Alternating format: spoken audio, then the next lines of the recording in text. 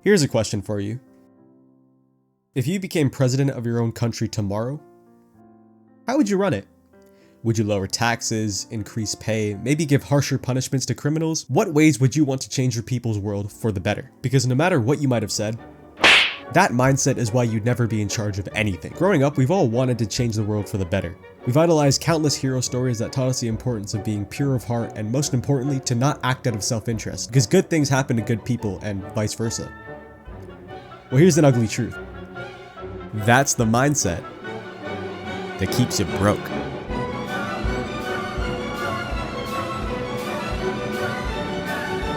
Mr. B's nice off camera. I assume he answers always one answer I thought I would ask.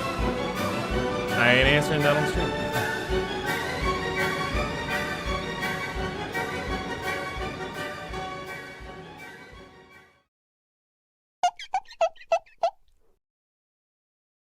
How we live is so different from how we ought to live, that he who studies what ought to be done rather than what is done will learn the way to his downfall rather than to his preservation.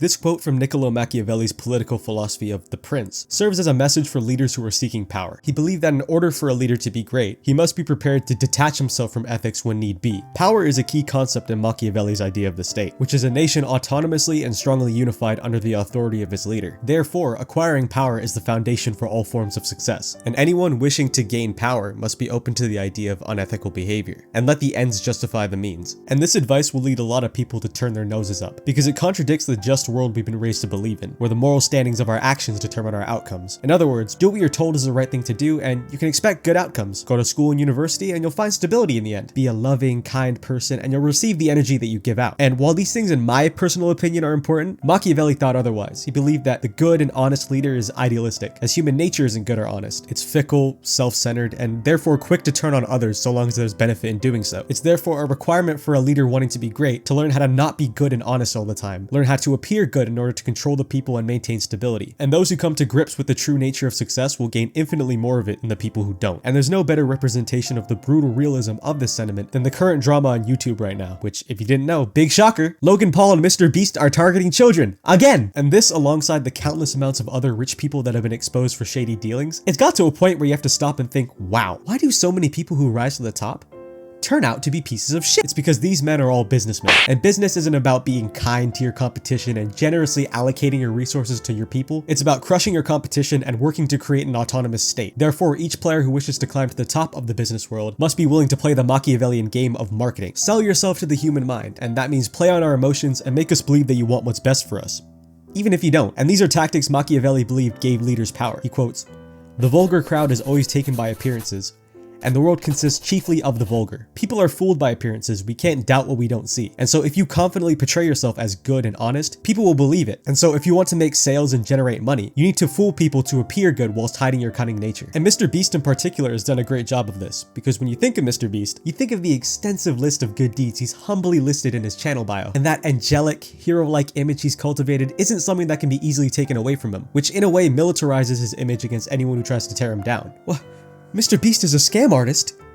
He abuses his contestants? Why would I believe all this? Why would I believe that this trustworthy, innocent, and charitable man would do all this? It's the perfect foil for behind-the-scenes practices such as, allegedly, releasing multiple rigged gambling ploys for his audience of children, or his allegedly staged challenges with allegedly rigged results that keep money in his pocket, or maybe that he allegedly kept registered criminals on his payroll for his own gain, and much more stuff that More Pegasus has made 300 videos about already. But all of his decisions are in many ways the core philosophy of the Prince put into motion, and with all these allegations, it does make you wonder whether these humble actions are all really out of the goodness of his heart, or just another way of creating a more favorable image for himself to use for marketing. I mean, look at his Feastables campaign, for example. He's aware of the target demographic of his content and knows how to market his products and use his image to sway public opinion. First off, this was marketed as a healthier chocolate because of its mostly organic ingredients. However, aside from the fact that they might be a product of slavery, and that the macros are essentially identical to Hershey's, it's still, at the end of the day, chocolate. It's still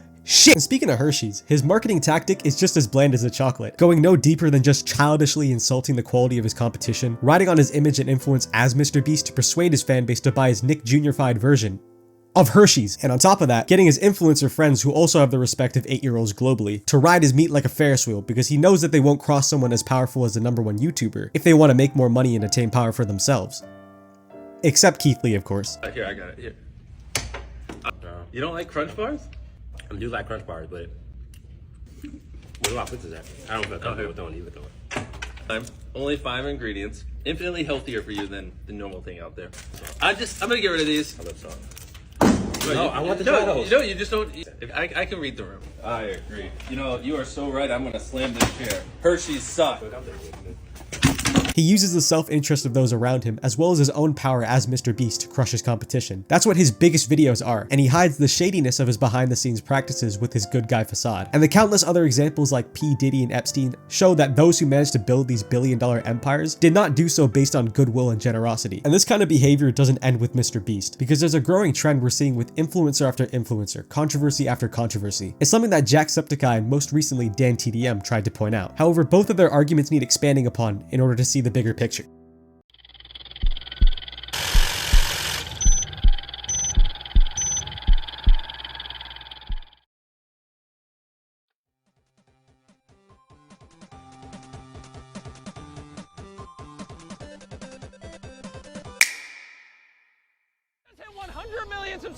Chocolate factory in real life. And one of these 10 people is going to walk away with this chocolate factory. For $1 million. This is the largest stadium in the world and inside are the 10 biggest creators on YouTube. This is $1 million.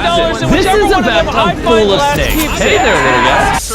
If any of you sits in this tub of snakes, I'll give your mom $10,000. Sorry, Mom. He didn't even let me finish and he left. This is the...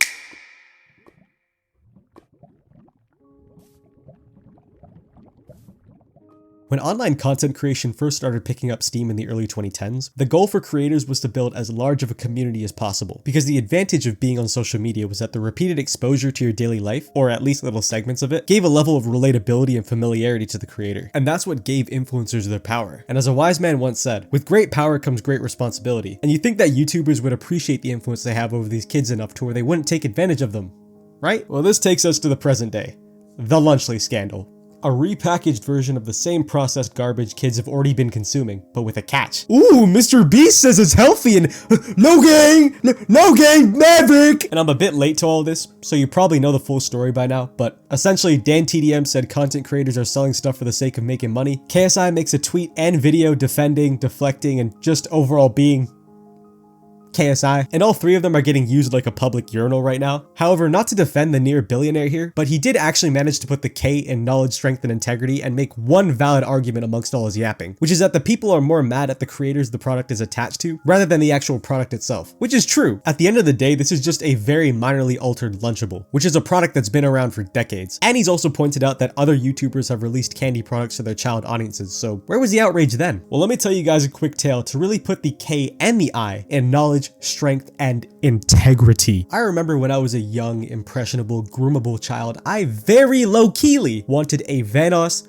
gold owl t-shirt. Not because it looked good. Like, I would have been pissed off looking at that shit in my wardrobe right now. But because I was a religious supporter of Vanoss, because I was a jobless 11-year-old little gremlin who trusted him, as did his other millions of followers. Therefore, your word as a content creator holds so much weight to your fans because of the light they see you in. But unlike offerings like merch or donation services like Patreon or Twitch subs, even the products that KSI brought to light when he was trying to defend himself, the fans know exactly what they're buying. Whereas this business move does not come off as honest at all. They don't care about improving the nutritional value of children's lunches. They're just trying to move on failing product and capitalize on a market while pretending as if their product is miles better. Because all they do in the marketing for Lunchly is highlight very misleading and minuscule details like electrolyte value, it's 30 less calories, or that they use real cheese, to make it seem like it's not just the same processed meal kit with a side of lead. Allegedly!